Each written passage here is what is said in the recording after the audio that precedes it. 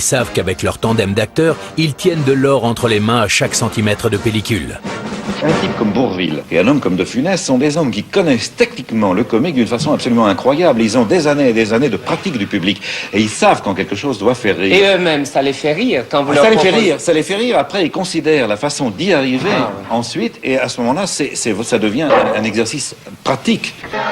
J'ai été poussé malgré moi vers le végétariat. Pourquoi malgré vous? Parce que je ne voulais pas, je voulais rester second plan. Vous savez, il était très pudique et très timide. C'est paradoxal avec son métier. Mais c'est souvent comme ça. Vous savez, l'origine du comique, c'est souvent la timidité. On dit que les comiques sont tristes. Vous êtes triste? Non. Non, parce qu'on s'attend à ce que les comiques soient toujours en train de rigoler. C'est ce que disait Sacha Guitry, en train de faire des pirouettes, de dire des mots d'esprit sans en arrêt.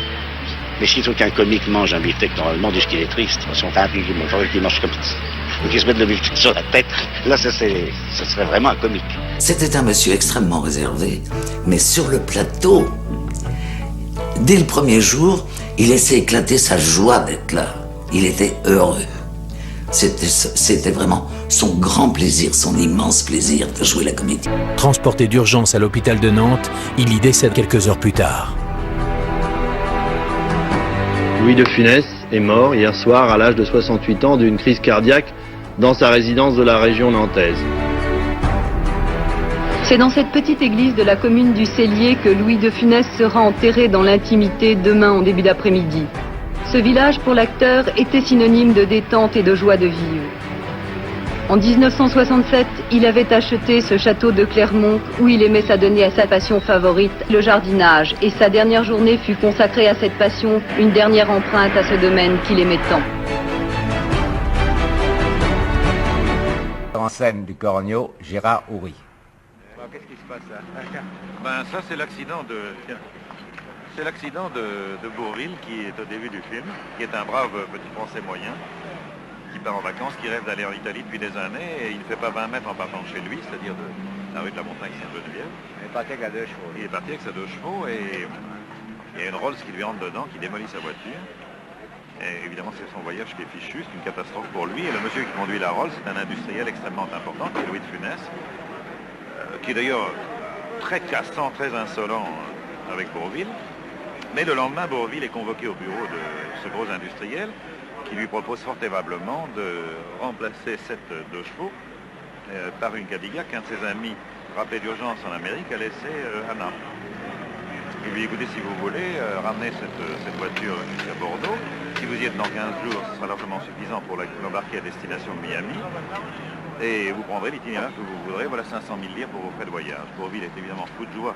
À la place de sa 2 chevaux, il a un Cadillac 1964 avec frigidaire, radio, téléphone à bord, enfin tous les perfectionnements modernes dedans. Et il accepte avec joie cette proposition. Et De Funès l'emmène déjeuner avec 2 de ses amis. Après ce déjeuner, nous apercevons que Louis de Funès et ses amis sont le maillon européen du syndicat du crime et que cette Cadillac est en réalité bourré de 200 kilos d'héroïne dans les ailes, un diamant célèbre qui a été volé à Balbec peu de temps auparavant au cours d'un hold-up qui a eu lieu, et a des émeraudes cachées dans sa batterie. C'est donc un brûlot terrible, et la théorie de Funès, c'est qu'un honnête homme passera cette voiture beaucoup plus facilement qu'un de leurs hommes, parce que leurs hommes sont fichés à la police, et c'est l'homme qui est suspect, c'est pas la voiture. Vedette du film avec Bourvil, Louis de Funès, la nouvelle action choc du cinéma français. Pourquoi est-ce que vous n'aimez pas les interviews? Ben, je sais pas, je me sens coincé, je me sens pris dans un feu croisé. Oui. Mais je ne suis pas à mon aise du tout. J'essaie d'être à mon aise, d'avoir un regard. Je ne suis pas à mon aise. Vous n'êtes pas le seul acteur d'ailleurs à ne pas aimer ce genre de choses. Mais c'est pourquoi? Parce que vous avez peur de ne pas donner l'opinion que vous voudriez qu'on ait de vous ou... Oui, je crains toujours qu'on demande des histoires, des questions de famille, d'intimité ou de la façon de travailler notre métier. C'est un peu comme si un restaurant vous montrait sa cuisine, la façon de faire un plat. qui est peut-être pas jolie à voir, peut-être pas intéressante.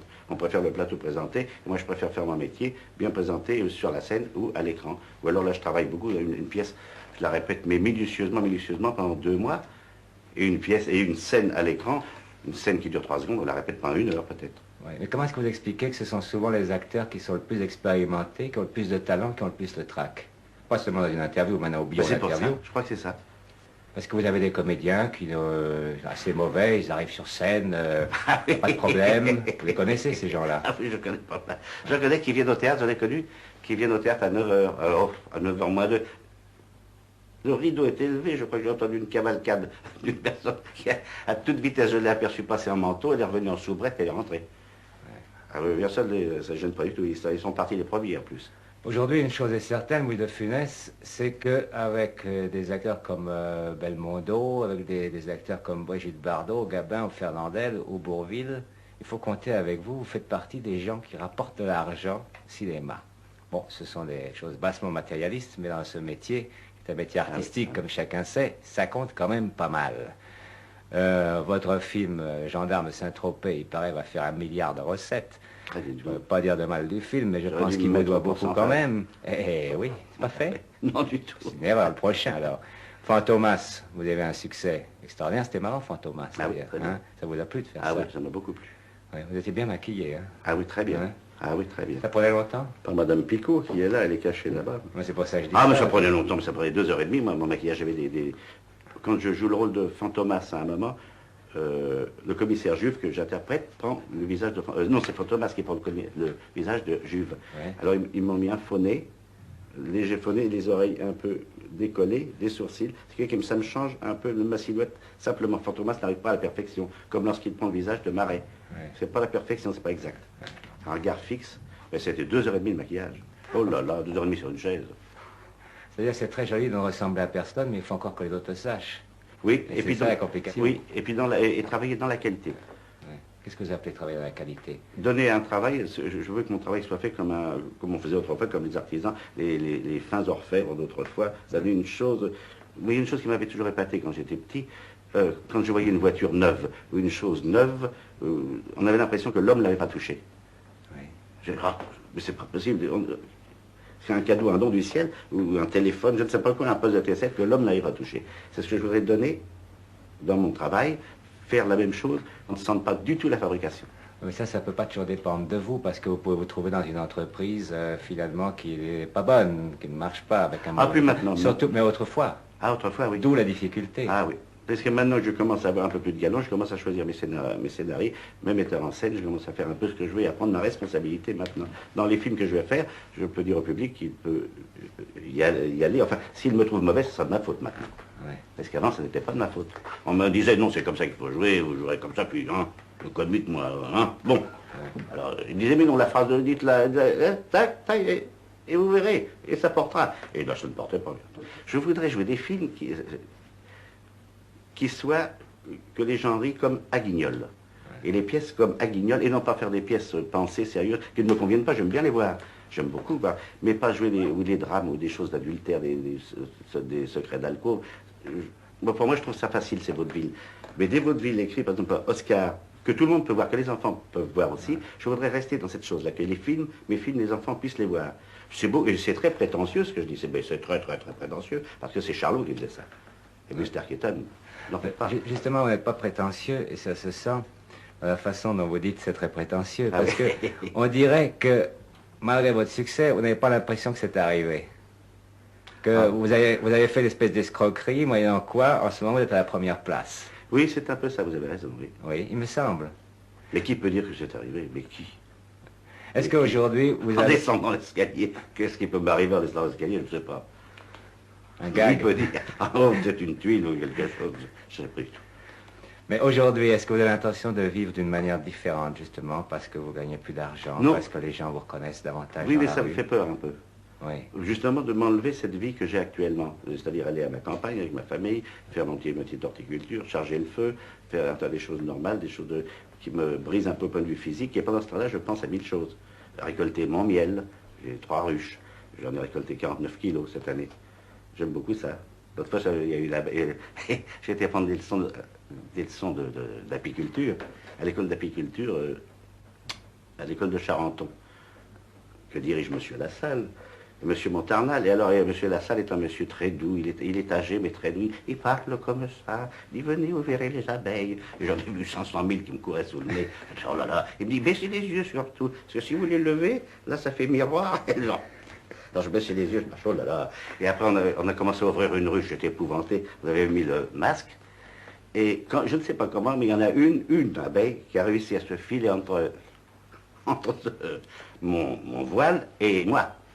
Alors je la voyais passer sous le nez. Alors ça c'était. Alors j'ai dit, monsieur Lassalle, ne vous énervez surtout pas. Oui, monsieur Lassalle, regardez, j'en ai une là qui est là. Et il y en avait une autre qui était venue et qui m'avait déjà piqué au talon. Alors, il dit, marchez lentement. Et je marchais lentement avec l'autre. Si jamais j'avais piqué le nez ou l'œil, je ne pouvais plus jouer, parce que j'avais une tête comme ça. Ça fait que quand vous mangez votre miel, vous prenez un revolver, quoi. Ah, presque. Hein? Ça m'étonne toujours de pas trouver un petit dard dans le miel, moi, toujours. Dans la vie, vous êtes drôle? Pas du tout. Votre famille... Non, on dit toujours à ma femme, qu'est-ce que vous devez rire chez vous? Et je vous jure qu'à des fois, on ne rigole pas du tout. Non, je ne suis pas drôle du tout. Je fus taciturne, mais maintenant, je suis normal. Avec les soucis d'un monsieur de tous les jours qui a tous ses soucis de toute la journée. Mais pourquoi est-ce que vous n'êtes pas drôle? Parce que pour vous, la drôlerie, c'est le travail, c'est comme le mineur qui vient du charbon, assez de charbon, je fais plus rire. Ah non, maintenant, non, autrefois, je faisais rire les copains en classe, je faisais un tas de choses. Je récoltais des bonnes punitions, des bonnes choses. Mais j'ai mis ça au service maintenant du métier. Quand vous entendez le rire des gens, par exemple, oui. vous provoquez, ça vous fait du bien? Ah, beaucoup, énormément. C'est une grande jouissance, ça, c'est un grand plaisir. Vous ne dites pas, c'est parce que j'ai fait quelque chose, il manque un peu de moi? Ah, pas du tout, pas du tout. Ça se sent quasiment que c'est pas du tout le même rire. Je ne l'ai jamais eu. Mais c'était Guitry qui écrivait ça dans Si j'ai bonne mémoire, qui décrit l'emboîtage. Oui. L'emboîtage, et ça, vous savez, c'est une drôlerie et d'une tristesse aussi. Il dit, tout d'un coup, vous entendez, il dit, par exemple, je ne sais pas, je ne connais pas son langage, mais il dit, vous entendez d'un seul coup un rire, mais un drôle de rire. Et ça, vous savez, c'est un drôle de... Non, on sent très bien, c'est pour vous, ça vient par bouffer, puis on joue avec la salle, ce qui est amusant. Il y a quand même un moment où le public ne rit pas, c'est quelquefois assez agréable, par exemple, quand le jeune premier tient la belle héroïne dans ses bras. Oui, mais c'est bien, c'est très bien. Vous n'avez jamais envié ce jeune premier-là? Ah, pas du tout. Oh, pas du tout. Vous préférez faire rire? Ah non, je préfère regarder, moi je vais au cinéma. Ah non, non, moi j'aime faire rire. Et on m'a dit, mais pourquoi vous ne voulez pas me voir? Mais parce que je n'aime pas. Non, mais des gens qui se disent comiques, il y en a plein. Ouais. Ah mais tout le monde, c'est rien du tout, le comique, c'est il y avait une directrice de théâtre, qui, je la nomme bien, mais bien sûr je ne la nomme pas, qui me disait, écoutez, mon cher de Funès, moi je vais vous dire une chose, vous jouez chez moi une pièce qui fait rire le monde, je vais vous dire une chose, moi je joue de la tragédie, et bien quand j'ai envie de me reposer, c'est ce que je fais, je me repose samedi là, je joue une pièce comique. Tellement simple. Oui, et puis c'est ce qu'il y a de plus simple. J'aurais voulu voir si ça portait alors là. Ah là, j'aurais voulu être dans la salle. Mais alors regardez autour de vous comme les gens essaient de faire rire. Alors, et ils envoient toujours des choses comiques, choses drôles, pour faire rire. Et les metteurs en scène, il y en a plein. Il y a plein de metteurs en scène comiques, c'est une catastrophe, vous voyez la projection. Parce que ça ne tient à rien, c'est une chose qui est dans l'air, le comique.